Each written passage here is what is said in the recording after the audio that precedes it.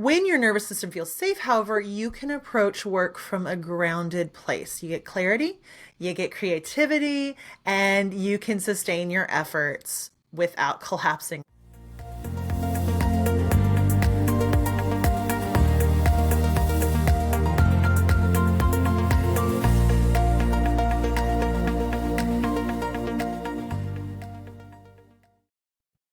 Hey friends, welcome back to the Glow Up Revolution podcast. I'm your host, Megan Winkler. And as we get started today, I just want to extend a lot of love and appreciation for you. I'm so glad you're here. And I know last week was a very tough week with national and domestic issues going on. We're not going to get into politics today because we are keeping your nervous system as regulated as possible while you're listening.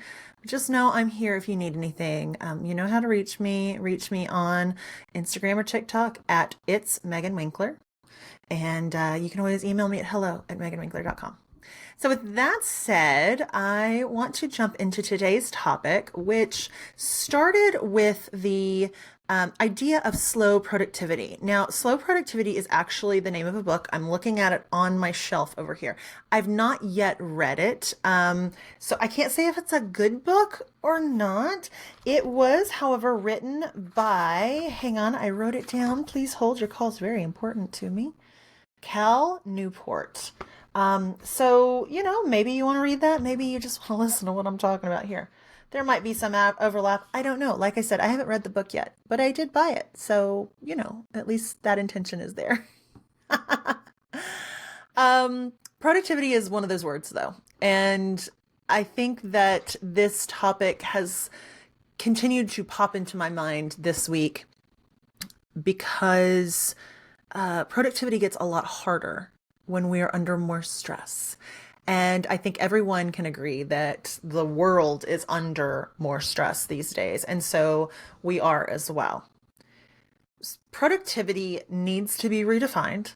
We need to talk a little bit about our nervous system and how we can intentionally use our energy. So that's what I'm going to go through today.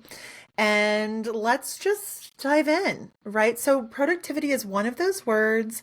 It's like burnout. It's like divine feminine. They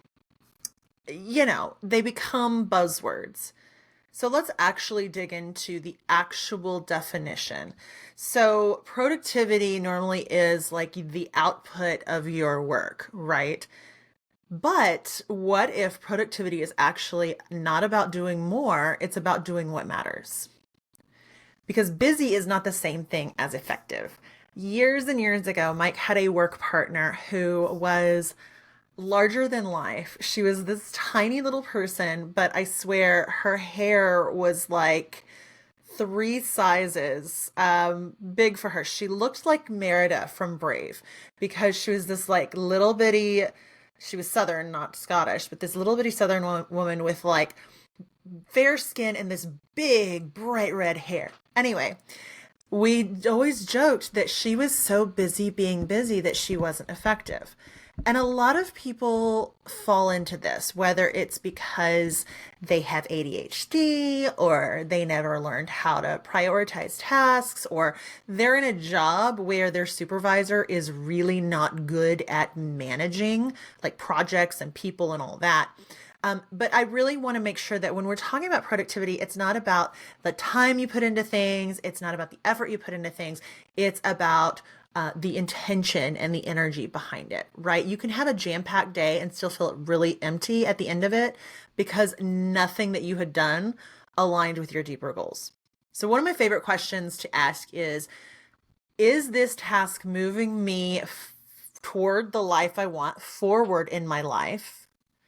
Or is it just keeping me busy, right? So it's like, it's really easy to just like play on Canva all day and, create something for the sake of creating it and not really realizing, wait, this is not actually going to help build my business.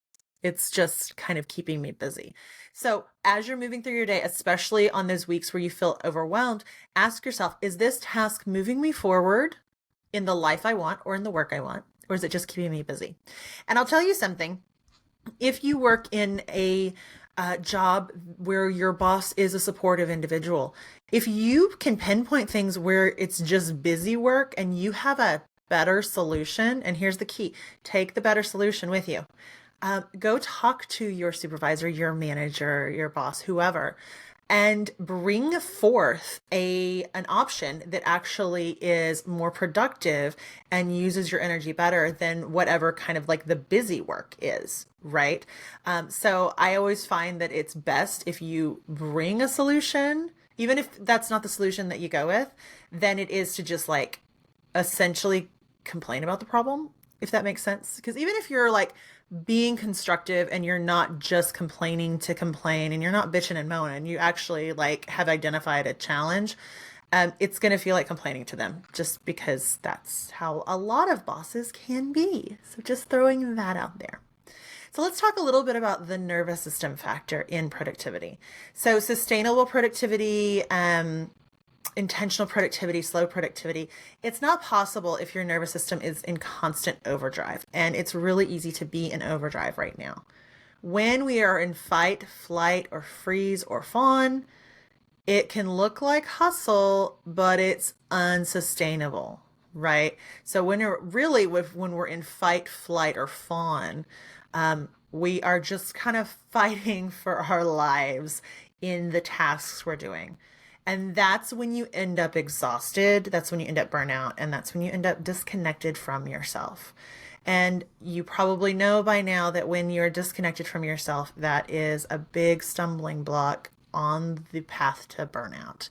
It can really cause you to burn out emotionally and energetically. When your nervous system feels safe, however, you can approach work from a grounded place. You get clarity, you get creativity, and you can sustain your efforts without collapsing later. Like, you don't spend 8 hours a day at your job and then come and end up in a puddle on your couch. That's the sweet spot we're aiming for. Like, we want to be productive in that we want to get things done, and we don't want to have to like kill ourselves over it. We don't want to have to suffer for it, right? So another piece of this is recognizing cycles. We are not robots. We're rhythmic beings, especially those of us who are in female bodies. The female body just works differently. There's just different hormones and different cycles at play. Your energy ebbs and it flows throughout the day, the week, even the month. And this happens to everybody, but really happens to women. Productivity has seasons, times of growth, times of harvest, and times of rest. And so do you, my friend. And it's interesting that I have had conversations with a couple of trans women, and man, as soon as they get the HRT, they too start working in these more like seasons and ebbs and flows throughout the month and throughout the year. So it's just a really interesting thing. I thought I would throw that out there. And when we think about our personal rhythms, maybe morning, you're at your peak energy time, or maybe you really hit your stride in the late afternoon. There's no right or wrong answer here. I want you to honor that. And I really would encourage you to stop expecting yourself to be on all the time, right? Create this space for sustainable flow. This is what energetic containers are all about. It's about aligning your energy, your high energy, your golden hours, and your lower energy spots when you need that recovery time with your tasks. So aligning those ebbs and flows during the day with your tasks. Also, not all tasks deserve the same amount of your energy. They just don't. Some things deserve your best, your brightest hours, and others, they can get the 10-minute version of you, or they can be delegated, they can be deleted, they can be deferred. Like, don't defer them for days on end, don't get me wrong. But if you are in a flow and you are in your bright golden hours, save answering emails and stuff like that for later. The real magic happens when you match your high energy moments with your most meaningful work, right? So you're going to feel a momentum build and build and build without draining yourself dry. There's also the concept of quality over quantity. And I know you've heard quality over quantity many times throughout your life. It feels like a cliche. Cliches become cliches because they're true. The fact of the matter is one deeply aligned yes is worth about 10 scattered tasks. And that ratio I just made up because I wanted to. But if you think about it, when you are focusing your energy on one aligned yes, it's going to be such higher quality. Again, quality over quantity. It's not about proving yourself with endless output. It's about aligning your energy with your goals. Are you aligning your energy with your goals? Are you aligning your task output with your goals? And here's something I invite you to try. Define your personal enough point. A point where you can say, I've done enough for today. I can rest. And I tell you what, this single shift will change everything about how you experience productivity. It will shift it for you and it'll be great. It'll be transformative. So I wanted to go over a few practical tips for intentional, sustained, slow productivity. Okay. So one of the things you can do is pick a daily big three. These are your big rocks. So if you've heard me talk about the big rocks versus small rocks, the concept comes from a professor who stood in front of their class with a jar and all these different materials. And they found out if they put the big rocks in the jar first, then the medium-sized rocks, the small rocks, the sand, the pebbles, even the water had room to fit. But if they started with the small stuff, it didn't work. So pick your big three each morning. These are three intentional priorities, just three. This is going to be your compass for the day. This is going to be your structure for the day. Also, align scheduling. So put your most important work where your natural energy peaks. I know in a corporate environment, when you don't have 100% say in the schedule, this can be difficult. So when you are scheduled for like group calls, project management calls, client calls, that sort of thing, that's really more determined by your job than by you, make sure you're building in extra time for recovery during those periods. And that will help you sustain your energy when you're not in your high energy times. Does that make sense? I want you to also include some pause practices. And so this is actually a great example of what you can do if you have to schedule certain tasks when you're low energy. These are micro breaks with breath work, with stretching, with grounding. It can literally just be standing up from your desk and stretching your arms out and rolling your neck very gently and then coming back to work. These tiny resets really do add up to soothing your nervous system and helping you maintain your energy during those lower times. Remember too that boundaries are productivity tools. Every no creates space for a more powerful yes. You want to make sure you're not always saying no, right? But you also don't want to always say yes because you will burn out.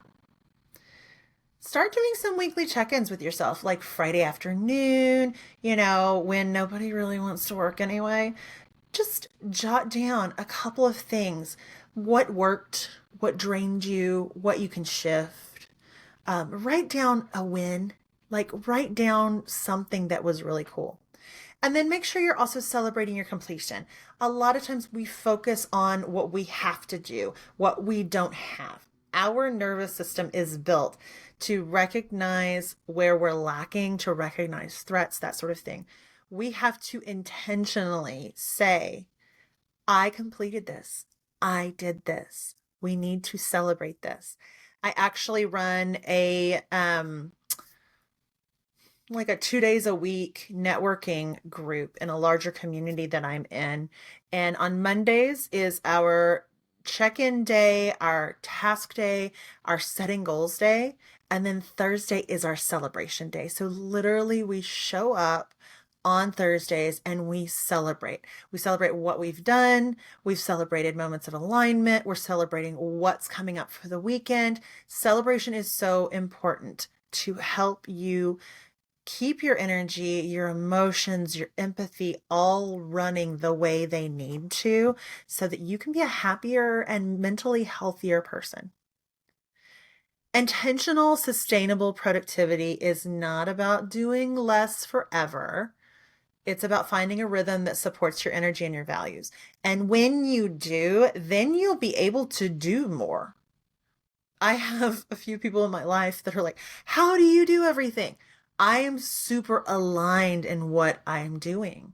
I have taken a few years to figure out what aligns with my energy, what doesn't, what aligns with my values, what doesn't, what my golden hours are, or where my very slow hours are. And I have worked out my schedule to align with all that. That's where achievement and well being finally stop being at odds and they start working together. And when they start working together, you will be far more productive, you'll be far happier, and you'll find that, some days you're just like done with your work early. And God knows if you are a business owner, that's great.